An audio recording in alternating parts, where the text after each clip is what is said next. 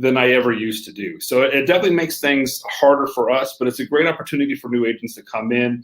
They don't know any better. They've not seen anything different. So this contract is not going to freak them out, where a lot of agents are going, oh my gosh, we just had a contract class last week, and one of my agents who's been with me for 20 years is sitting there going, oh, I got to read this. Oh my gosh. It's definitely changed, and it's crazy. Now, today we're not going over the contract. It's the first day out.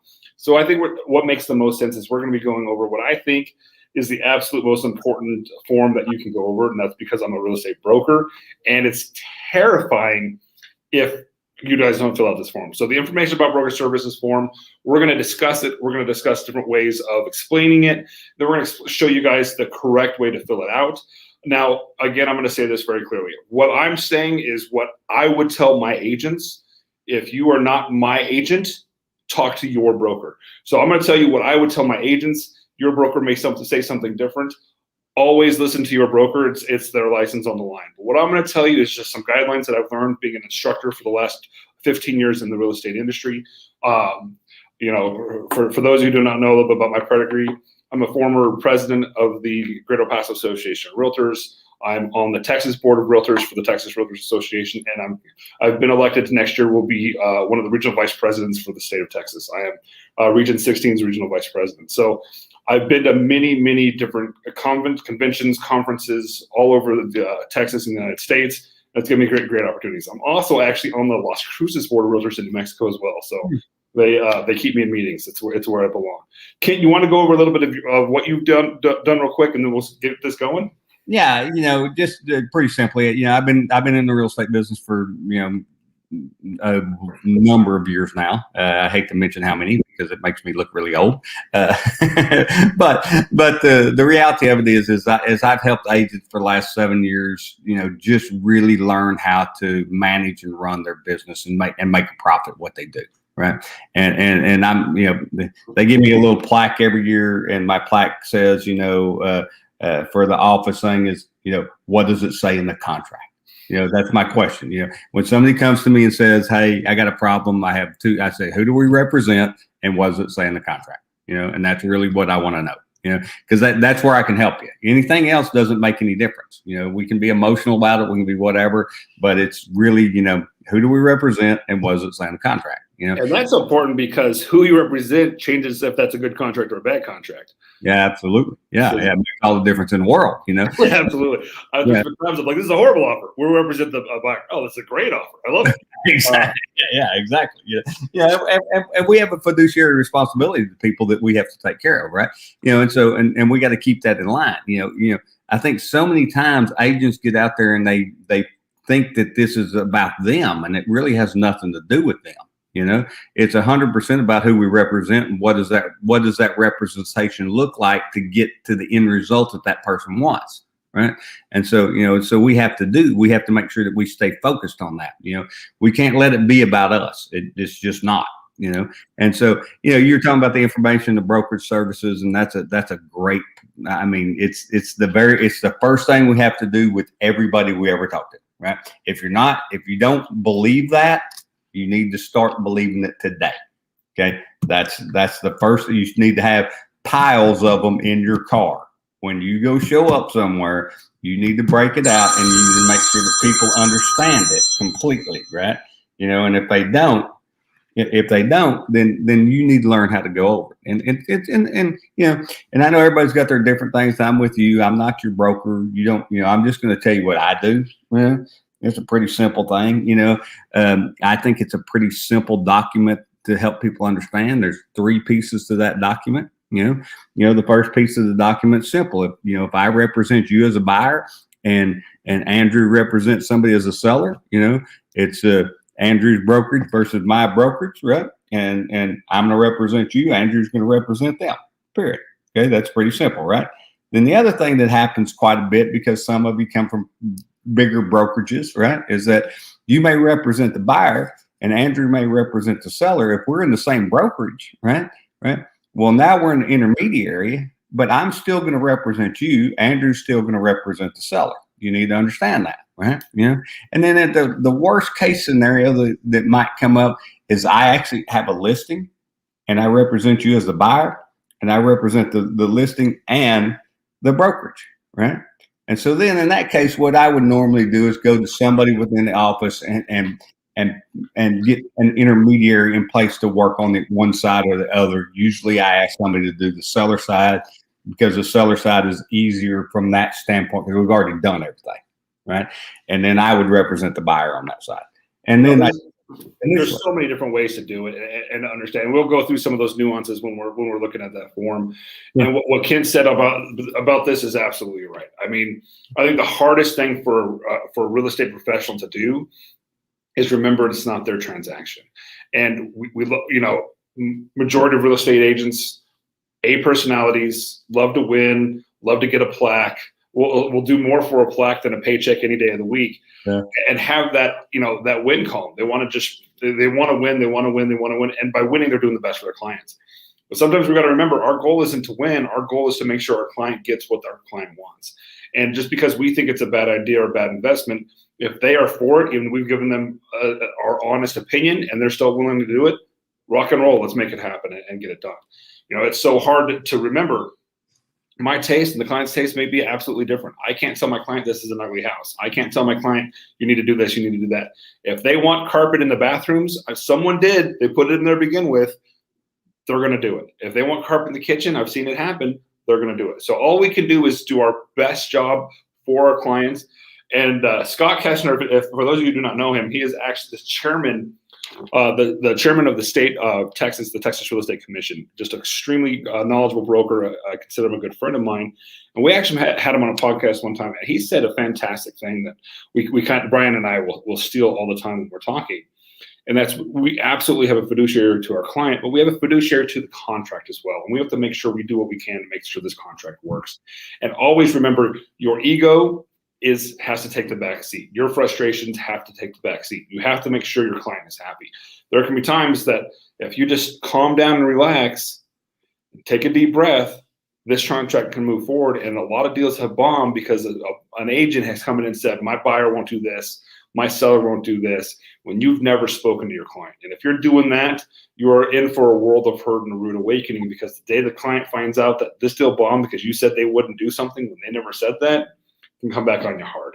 So it's just one of those things where I do a partnership with my brother. We work transactions all the time together, and it's great because there are days where my blood starts boiling and I tap out. I'm all right. You're up. You need to start talking to people because I'm now emotionally invested and frustrated, and you need to come in as a level head and calm it down. And if you don't have the ability to do that, use a mentor, use your broker in those situations, because you cannot be emotionally invested in these transactions. So just a thought there. We're going to go through, look at the information about brokerage services form real quick. And then what we're going to do is go in and change that up. So I think we're good for me to change screens and do that. Hopefully. So I'm going to lose my sight on this, Kent. So you're just going to have to tell me, yes, we're good if you see it. I can figure out where I put it. Okay. All right. Now, Kent, can you see the information about brokerage services form? Unfortunately, no. Okay. So hopefully our magic people in the background are going to be able to pull that up. Yeah. How about now? It's still not there, but the great thing is it's only one page. Okay. So I'm going to start talking about this form anyway. So what I'm going to do then to make my life easier so I can still see people, I'm going to kind of share my screen a little bit. Add the screen in. You need to add the screen in is what it says in our text. I don't know what that means. I don't know. Oh, there you go. Yeah, you did something. All right, cool. Yeah, there we go. Yeah. All right, so this is the form we're looking at here, the information about brokerage services form. I need to make it the whole screen. I think that's what I need to do. Yeah. There. All right, are we better now? Looks great. All right, beautiful. So guys, this is the information about brokerage services form. As Kent said, greatest thing about this form, it's one page. The nice thing about it being one page is it's much more simple to explain than it used to be. As Kent said earlier also, the beautiful thing is we've got three options. Type of real estate license holders. It's going to explain that first. There's a broker and a sales agent. Broker is responsible for the all brokerage activities, and sales agent is sponsored by the broker. Pretty simple. Before you do anything in a transaction, this form has to be initialed by your client, okay? Now, the problem with that is it's very easy to wait on this form and say, I'll do it when I do a listing, do a contract. I'll do it when I do the buyer's representation agreement. I'll do it later. You cannot do that. It is extremely clear in our licensing act. It has to be filled out by and given to the client at first substantial dialogue. That means when you start doing anything real estate related, your client needs to know, the buyer needs to know what's going on, or the seller needs to know what's going on. They need to understand the three types of ways a real estate broker can represent. So it is very important that you fill this out as soon as humanly possible when you're dealing with someone. Now, if someone says, hey, I want to meet you at this house, great. Do you have to do it right then and there? No. But when you go to the house, first thing you need to do is fill out this form and make sure they understand what it says. This form is in absolutely no way, shape, or form binding to any kind of a contract or agreement to work with them. This is just stating they have seen it and understand what it means, okay? So again, broker's minimum duties, put the interest of the client above all others, including their own. Inform the client of any material information about the property transaction received by the broker. Answer client's questions and present any offers to any or accounting offer from the client. And treat all parties in a real estate transaction honestly and fairly, okay? Now we talked about the three different forms of brokerage. Very easy, very simple to understand. You can either represent the seller, the buyer, or both parties as an intermediary. Now this is set up in the form as a real estate broker. So this is not the agent saying what they do, but the brokerage themselves, the absolute broker of the company.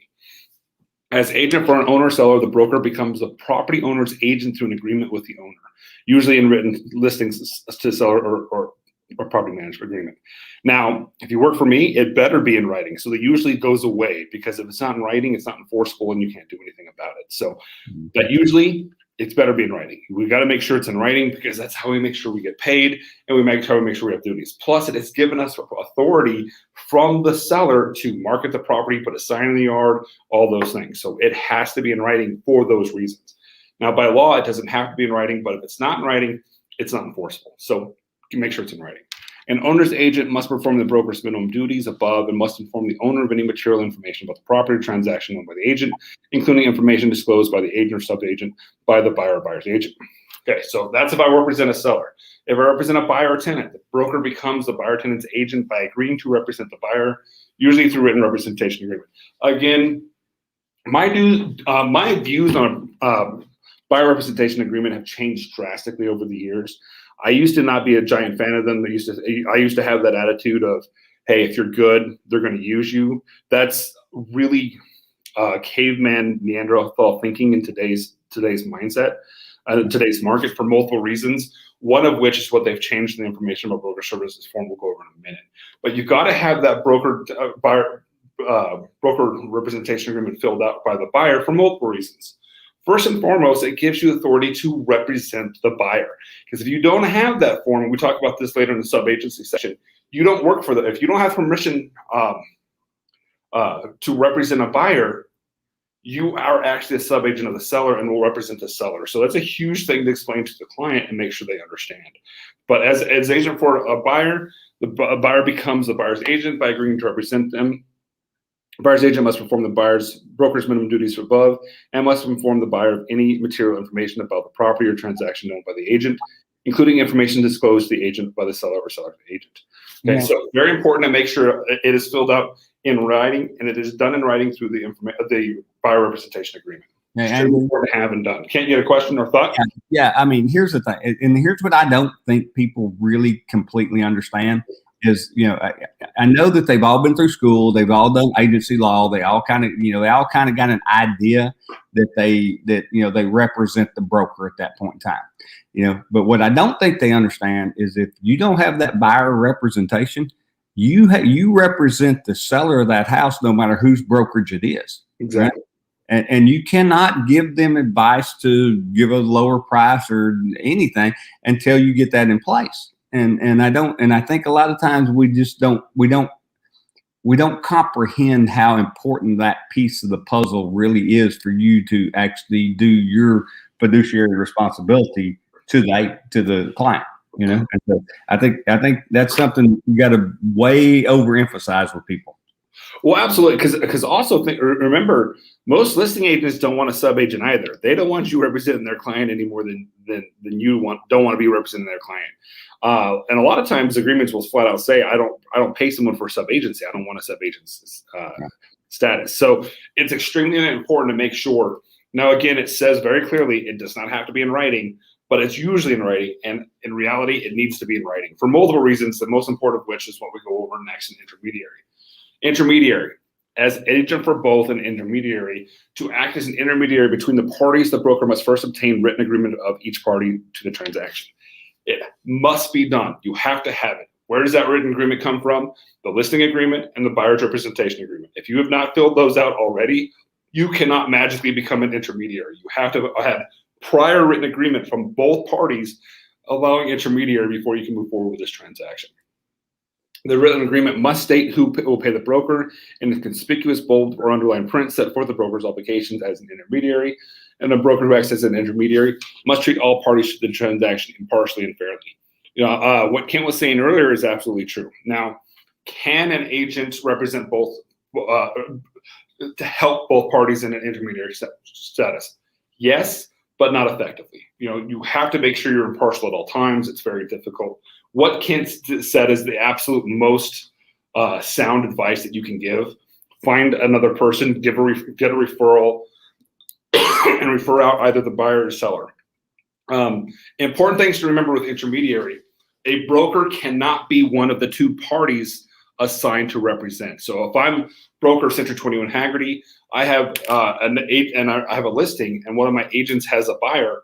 I cannot represent the seller, and my agent represent the buyer. I, as the broker, am giving unfair treatment to the one side or the other if I am representing them. So the only way you can have intermediary assigned in an office is if the broker has assigned it to two separate agents. And that's extremely important to understand, because the broker cannot, I repeat, cannot represent one of the two parties in an intermediary transaction. And I've seen it written on contracts, and it's one of those things that makes the hair on the back of my neck stand up as, oh my gosh, this can't be done. They may, with the party's written consent, appoint a different license holder associated with the broker to each party, owner and buyer, to communicate with, provide opinions and advice to, and carry out the instructions for each party to the transaction. Now, this is normally going to be done in the intermediary relationship agreement form, where both parties are going to sign saying yes, and the broker will assign blank agent to represent the seller, blank agent to represent the buyer. In that situation, those two agents are allowed to give advice to their clients. The broker is not allowed to. The broker has to stand back, cannot give advice to either party, because again, that's taking it out of where they need to be. But the buyer the owner will accept. They must not, unless specifically authorized in writing to do so by the party, disclose that the owner will accept a price less than the asking price, and that the tenant will pay a price greater than the price submitted in the written offer. So I cannot tell the buyer, hey, they'll accept less, and I cannot tell the seller, hey, they'll pay more. I have to be say, this is the offer we have. What do you think? If you want to counter back, let me know. And I can, in this point, just a true intermediary, and I'm passing information between both parties. Any confidential information or any other information that a party specifically instructs a broker writing not to disclose, unless required to do so by law. So I cannot disclose any information they don't want me to disclose unless it is a material defect in the property that I have to disclose by law. Now, this is what Kent was talking about, and I briefly touched on before, as subagent. A license holder acts as a subagent when aiding a buyer in a transaction without an agreement to represent the buyer. A subagent can assist the buyer but does not represent the buyer, and must place the interests of the owner first. This is terrifying. This is a terrifying paragraph to this form, and you have to take it extremely, extremely seriously. If I don't have a written agreement, in reality, because an oral agreement is not enforceable, if I don't have a written agreement in my world, in my eyes, to represent a buyer, then I don't represent that buyer. I can help the buyer as a client, but I will actually have my requirement is to work for the seller as a sub-agent in that process. Buyer's agents, you need to explain that. If you're working with a buyer at any time, this is important to explain to them, saying, listen, I know you will feel trapped if you do a buyer's representation agreement with me, and that's why you're afraid to do it. But if you don't do it, I can't give you the advice you are required by law. To avoid disputes, all agreements between you and a broker should be in writing and clearly established. The broker's duties and responsibilities to you and your obligations under the representation agreement. Who will pay the broker for services provided to you, when payment will be made, and how the payment will be calculated. License holders' contact information. This notice is being provided for informational purposes. It does not create an obligation for you to use the broker services. Please acknowledge receipt of this notice below and retain a copy for your records. Again, show them this paragraph because it's extremely important. Listen, this is not agreeing to work with me, but I have to do this before I can tell you any information about the home, especially if they come to an open house and you're representing the seller and they start telling you, oh, we'll pay anything for this. Whoa, whoa, whoa, before you tell me anything, I represent the seller. You need to be aware of that, and anything that you tell me, I am obligated to tell my client. Now, how to fill this form out. Guys, this part, some people find tricky, and you need to make sure you do it correctly because these forms have to be done right. Licensed broker, firm name, or primary assumed business name. What company you work for, if that company is just has been like Century 21 Haggerty has a license number. So you would put Century 21 Haggerty Company, our license number 464314, the email of where correspondence would go, and the phone number to the company. Designated broker of the firm. It should be a no-brainer for everyone. You need to know who your broker is. You need to know their license number, and you need to know their email and phone number and fill that out. Licensed supervisor or sales associate gets really confusing a lot of times. Be very careful with this form. If you are in a team and have a licensed supervisor or sales agent associate, you must put this information in there. But you need to make sure that they are a true licensed supervisor, because if they are a licensed supervisor per the Texas Real Estate Commission, they have to have taken the broker responsibility course, and their broker has to assign them as a licensed supervisor in TREC. So if you talk to somebody every once in a while, they give you advice, don't throw their name in here because you're putting them in a serious bind if something goes wrong with this contract later. Make sure if you have a supervisor, you fill this information out. If not, talk to your broker and see how they want you to fill out this form. Sales agent or associate name, that's you, your license number, your email address, and your phone number. Your client initials and dates it, and you're good. You're golden. This is the form that you have to fill out. Sometimes it's tricky for people. The company information, designated broker information, if you have a licensed supervisor information, and your information. That is how this form works. Make sure you have all those license numbers and phone numbers. The reason this form has been created the way it has recently is they want to make sure the client has the ability to call your boss. That is what this form is for. If they're not happy with your services, they can call either your supervisor or the designated broker of this company, and they need to know very easily where to go to get that, because the Texas Real Estate Commission has said we want to make sure this is available. Another thing everybody needs to understand, this form filled out has to be in all of your stuff, all of your correspondence. If you're sending an email, there has to be a link or something that has this information in it available above your signature line. Okay, so if your signature line is there, it's got to be above that signature line, the link where to go to see this filled out. That is extremely important. The Texas Real Estate Commission gets a lot of agents on this, and believe it or not, the way they find it the most often is when the agents contact or email TREC. If it's not there and you email them, it's not really hard for them to figure out that you didn't do it correctly. So remember, this form has to be included in your email, all of your email correspondence that you were sending out. With that, I'm going to go back to, I'm canceling that world, so we're just going to go straight into this here. All right. So that is that form in a nutshell, guys. It's extremely, extremely, extremely important. As a real estate broker, it is bar none the most important form in every single file that I have. If that form is not there and the Texas Real Estate Commission comes in as an audit on me, I am in serious trouble for every form that's not there on. So any broker alive will tell you that form better be there or else, because that form, there's no ifs, ands, or buts about it. As Kent said, you need to have them in your car and have them available because that form is crazy, crazy important. Kent, I'm throwing it to you now. You're up.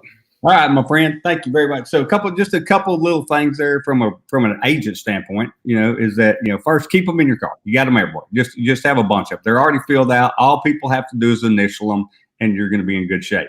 The other thing is you don't want them to have the exact same date as the offer that you turn in, because they know you talked to them the day before. I mean, now, it's crazy out there right now, and it's the wild, wild west, and I get it. We're running around showing houses on the day that that we see them. But in most cases, you've talked to that person prior to the time you go show them the house or write their offer. So make sure the dates are different. Make sure that you're giving that piece to them in the beginning, guys. It's what we do. I have this big rule. When you get a name badge, your name badge can't say real estate professional on it unless you know how to fill out documents. Okay, if you know how to fill out documents, you're just a realtor. You're not a real estate professional. Okay, there's a big difference between the two, right? And so we got to do that. We got to know where we lie and who we represent at all points in times. And it's rarely that we get in trouble, but when we do get in trouble, it's ugly if you don't know how to answer the questions properly. And we're all friends until we're not friends. That's exactly right. Yeah. And the other thing is, and I think Andrew will agree with me on this, is that the real estate business is really a small world. You're going to wind up doing transactions over and over with the same people on a regular basis in your community. It just happens that way. And you better be doing it right. And remember, I don't care what color your sign is, doesn't make any difference. When we get into a deal and your buyer buys my listing, we're partners, right? And we need to all be doing everything the same way. And we need to understand that we have a simple goal. Our simple goal is to get it to the finish line. Let's go to the finish line. Let's close this thing. And, and there's no reason to have any arguments over it, anything else. It's not about us. It's about that client getting to the finish line. So that's a big piece for me. Now, so I was kind of asked to come in today and talk a little bit about, what are some of the first things you need to do when you get into real estate?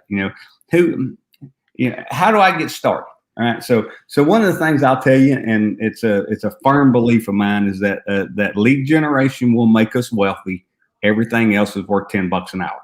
All right. So if you want to, get somebody to, write contracts for you, put signs in the yard, we can all pay somebody $10 an hour to do that. What we need to do is figure out, how do we get out there in the marketplace and get people listening to the fact that we're in the real estate business and we want to be the guy they use. All right. So it's a pretty simple start. And the start goes real easy like this. Is you just step in and make a list of every single person that you know.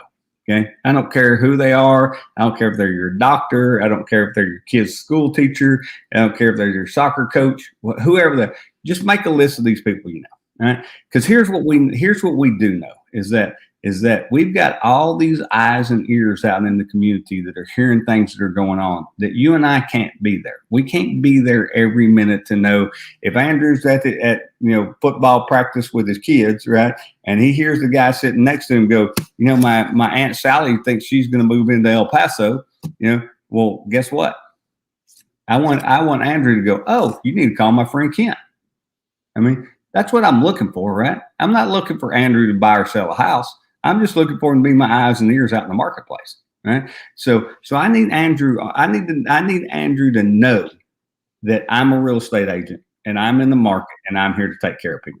All right. So if I don't create that list, and I really, really want you to get it digital, get it in a customer relationship managed software out there somewhere, or at least in an Excel file, so that we can pull it up and see it on a regular basis. Because, I can't help you if you don't get that list put together. Okay. That's the number one thing. What's the fastest way to a paycheck in the real estate business is to create that list. Okay. I'm just going to tell you, you can go buy leads off Zillow. You can, and I'm not saying don't do it. I'm just saying you can, but it's not the fastest way to a paycheck, because you have no relationship with those people, right? If somebody is referred to me by a person I know, if Andrew says, hey, you need to talk to my friend Kent, think about where we just went, all right? Because the clients, they just want to know three things. There's only three things they care about. Can I trust you? Are you good at your job? And do you care about me? All right. So the first place, can I trust you, comes from the fact that my friend said you need to talk to Kent. Okay. Think about the trust level, where that trust level takes it, right? It puts us way up at the top before we ever even get started. I don't have to spend my entire time creating trust when they have somebody that's trusted them that brings them to me. All right. So guys, you got to think that through real serious. You got to, and I know it sounds like such a simple thing. And I know I tend to break things down real simply, but the reality of it is it's the most important thing you can do is create trust with people. Right.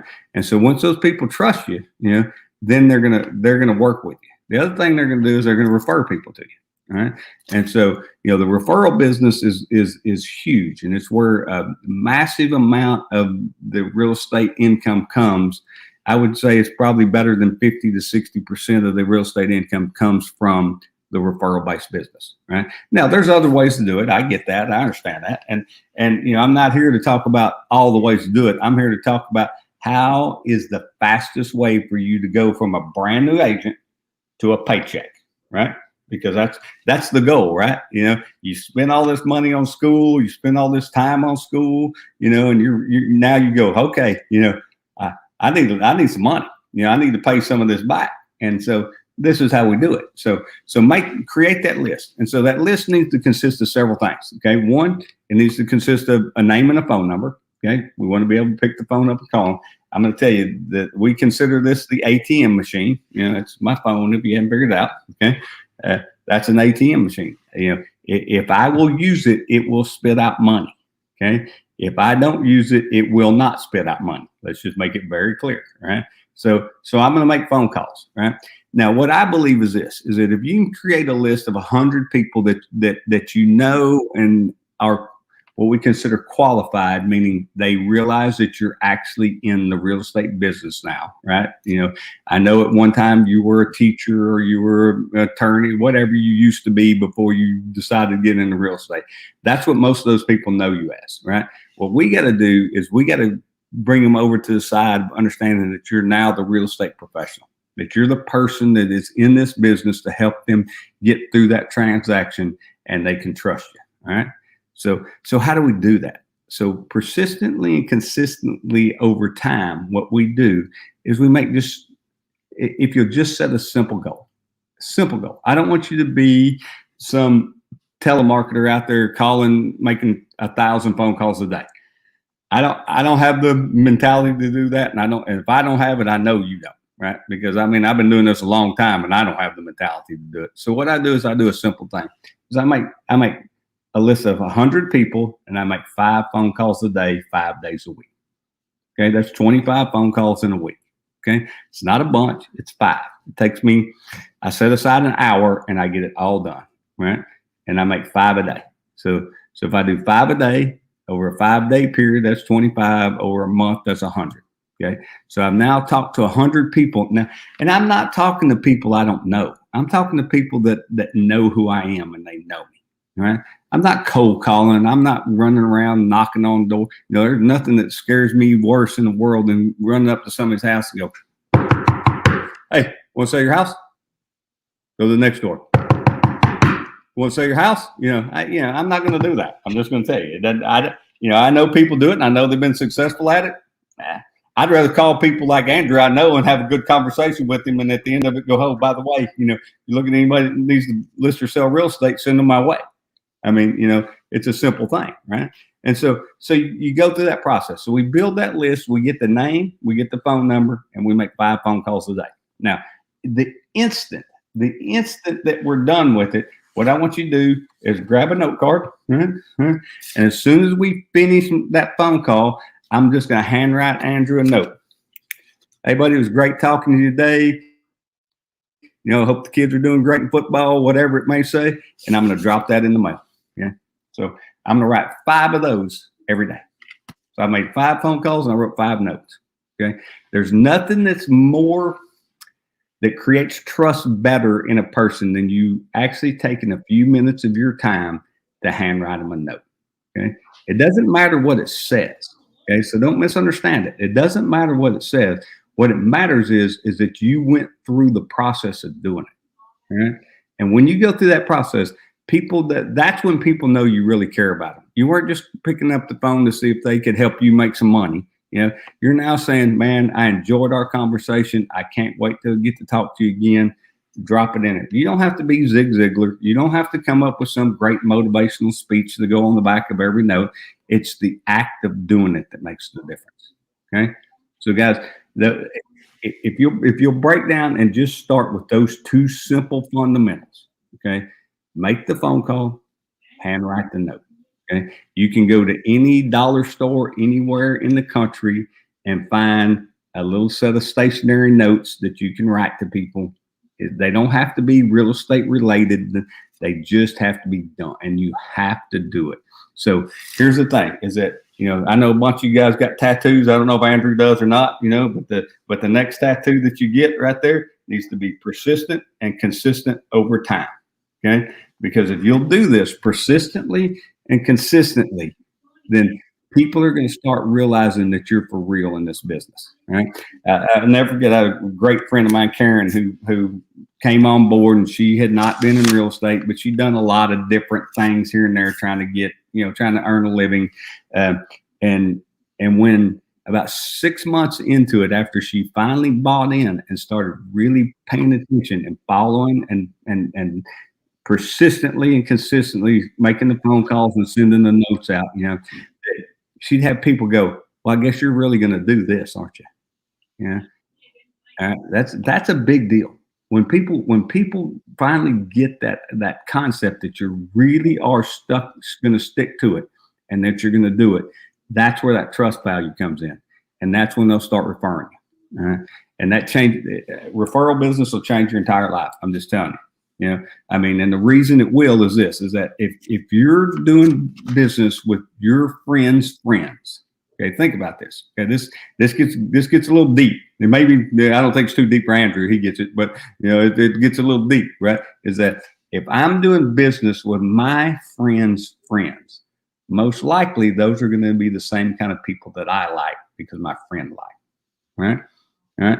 So if I'm going to be in a transaction, do I want to be in a transaction with some Yahoo I got off the internet that is just looking for, whatever he can do to get by with, and maybe a nutcase and maybe not? Or do I want to take a whole lot higher opportunity to deal with somebody that I know and like because my friend said, you need to deal with Ken, right? It changes the whole mindset of what you do when you're listening to selling real estate. This can be the funnest thing you'll ever do in your entire life, or it can be the most miserable thing you've ever done in your entire life. Okay. It's all based upon how you decide to generate leads. And so, and I know that people do it both ways, and I do a little both of them. I would say probably 75% of my real estate business always came from referrals, and then the other 30% came from 5 or 6 other things I was doing out there to kind of generate. So I don't say you just do this. I'm saying this is what you do to make the bulk of your business work. So we'll go deeper into it. There's a 7-step system. Hopefully we're going to continue to do these things on a weekly basis, and we can go deeper and deeper and deeper. And over about a 5 to 7 week period, we can teach you guys the entire system of how it works and what to do. It makes all the difference in the world. I can promise you. One of the big things you got to learn is that do not be afraid of this thing. You're not calling people you don't know. You're calling people that you know and love, right? If I can't pick the phone up and call my friend Andrew and say, how's your kids? How's your wife? How's your family? How was your vacation? Oh, by the way, if you're anybody looking to sell real estate, give me a call. That's a pretty simple thing to do, right? I think you made a great point, though, Ken. But something I think needs to be stressed is when you're talking to your sphere of influence. Sphere of influence is just as soon as you will grasp how strong your sphere of influence can be, but your sphere of influence has to think of you. When they think of you, they have to think real estate. Right. They don't. That's a hard. It's a fine line you want to play, but you don't want when they think of Andrew, they don't want to think, the guy who's got kids and soccer and track and all this. Right. It's, Andrew, he's a great realtor. When they think of you, or when they think of real estate, they need to think of you. And that's what your goal is. I think that's where Ken says every time he finishes, hey, you know anyone looking or selling to buy real estate, let me know. I'd love to help them. Yeah. They need to remember your number one task is to move people in and out of houses. And I think that's the thing too is, one, I want to be top of your mind, but more than anything, I want to be top of mind when you're thinking about real estate. And I think that's something we're going to be talking about over the next umpteen weeks, or however long we've got this thing going. But remember, you are now, when you talk to anybody, a realtor. And I don't mean don't be that guy that's like, hey, go buy a house, want to sell a house. But you need to be the professional, the one that if anyone's got any real estate questions, any thoughts, you are there to answer them. You're there to help them. Right now, especially, it's a great time when people were dealing with property taxes and what we're going to do about fighting taxes. Now was a great time to go online and be like, hey, if you guys need help, if you guys need a CMA, you call me. I'm here for you, no charge. Be the guy when people think real estate, or a woman, when people think real estate, they think you. And that way, when someone says, hey, I need to buy a house. Hey, I know a guy. He's awesome. I know the girl. She's amazing. And they think of you. Yeah. You know, you'll get to the point, guys, over time, if we do this correctly, you're going to get to the point where they think they ask you for everything. They say, hey, man, I need the new lawn guy. They're going to say, man, you need to call my friend Kent. You know, he knows everybody. You know, they need a mechanic. You know, they don't need to know how to Google anything. All they need to know is how to dial my phone number, right? Because I'm going to take care of them on everything. You know, I don't want them Googling. I want them calling Kent, right? You know, and I want them to call me for every single thing that's out there. That's why I know everybody, right? Now, I know next week I'll show you guys a little slide on how this works on the people that say, well, Kent, you don't understand. I just moved to El Paso, or I just moved to Midlothian. I'm going to say, yeah, I know that. And I'm gonna pull the slide up because I'm gonna know how to work this next time we get in here. and I'm gonna pull the slide up and I'm gonna show you where I met a guy on phones one day, hadn't known him for never knew who he was, had nothing to do with him, and I just put him into my system and started working him. And in 18 months, he made, because of the relationship we built and the processes that we went through, this one guy. Because of the referrals he gave me, was worth over $94,000 in 18 months. You know, in my pocket that I could go spend. You know, and, yeah, that's you gotta like guys like that, huh, Andrew? Absolutely. Yeah. You know, and it's amazing. I mean, luckily, Ken and I have been in the business a while, so we definitely have those connections that we've created over time. But where you see so many referrals coming from church, I mean, I've helped so many people in our church. I've helped so many. I'm a huge fan of going to hockey games. And Nick and I were going over. I mean, just this year, I think we've had 3 deals just from people who go to hockey games as well. Yeah. I mean, being the guy at the place is huge. You know, that's where Rotary got its start. Yeah. You know, you had one guy who was a realtor, one guy who was a doctor, one guy who was this, and that's who you went to for those things. It's the same kind of thing. Be that guy. Be that person that people want to talk to, and it's amazing. Your phone will ring. Now the trick is you got to answer it. That's also rule number 1 in real estate. It's amazing to me how many realtors don't answer their phone, or their phone's voicemail is full of. Come on, man. Yeah. Or you, when it goes to voicemail, it says you've reached 214-327. It's like, yes. Give me a break. You can't even go in there and say, hi, I'm a realtor. You know, come on, man. Yeah. Think that stuff through, guys. We'll start working. I'm a dialogue fanatic. And so next week we'll spend some time talking about dialogues and how to make. I don't believe you should learn scripts, because scripts are difficult. That's something, they sound scripty. What you got to do is take that script and turn it into something that makes sense for you. You know, my simple answer at the end of every phone call I do is, oh, by the way, if you hear anybody looking to buy or sell real estate, I'm never too busy for your referral. I mean, but I've said that so many thousands of times. You know, that people, it just comes out. You know, it's just what I say. And they say, oh, I know, you're never too busy for my referral. Yeah, you're right, because I've said it so many thousands of times over and over and over. But it doesn't come off scripty. It doesn't come off like I'm trying to talk them into something. It's almost like hello, goodbye. I mean, it's the same thing. It's just the way it rolls out. And you got to get good at that. And you got to get comfortable with it. You got to get comfortable with. I don't believe it's a marketing call unless you ask for the referral at the end. If Andrew and I talk for an hour and all we do is we talk about his kids, and when we're done, I say, okay, great, have a great day, and I didn't say, oh, by the way, I'm never too busy for your referral, then all I did was just have a great conversation with somebody.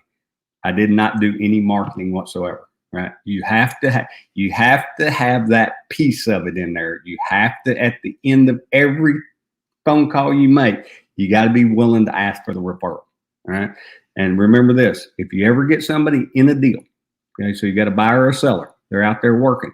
You remember when they're at work and they're standing at the water cooler, and they just been with you the night before, they are more likely to get you a referral than anybody else you'll ever have because they're in the deal and they're working with you today. They're thinking about you all the time, So be sure you remind, if Andrew and I are doing a deal and we went and looked at the house yesterday, I'm going to remind him when he leaves, hey, Andrew, that the reason I get to spend the time with you and the reason that we get to have these great opportunities to go look at this house is because I work by referral. I don't spend all my time working on internet leads and that kind of thing. I count on people like you to send people over to me, and he doesn't have a problem with that. That's not invasive. All that is just a reminder to him when he's standing at the water cooler tomorrow and somebody says, "What'd you do this weekend?" And he's like, "Well, man, me and my realtor looked at a bunch of these really cool houses. We put an offer in." He just did it. He just did it for me. That's all I needed. Right? Okay. This ain't right, guys. We are not trying to put a man on the moon and bring him home in this decade. That is not what we're doing. We're just selling real estate. So don't make it harder than it is. So, all right, my friend, I enjoyed that. It was fun. It was great. It was exciting, and guys, I hope you enjoyed it. We'll definitely keep these going. If nothing else, I'm sure Ken and I will remember some things we didn't remember before, and come up with some good ideas along the way. So, with that, I hope you guys enjoyed it. We'll see you next week and go from there. All right. Have a great day, my friend. All right. Appreciate it, guys.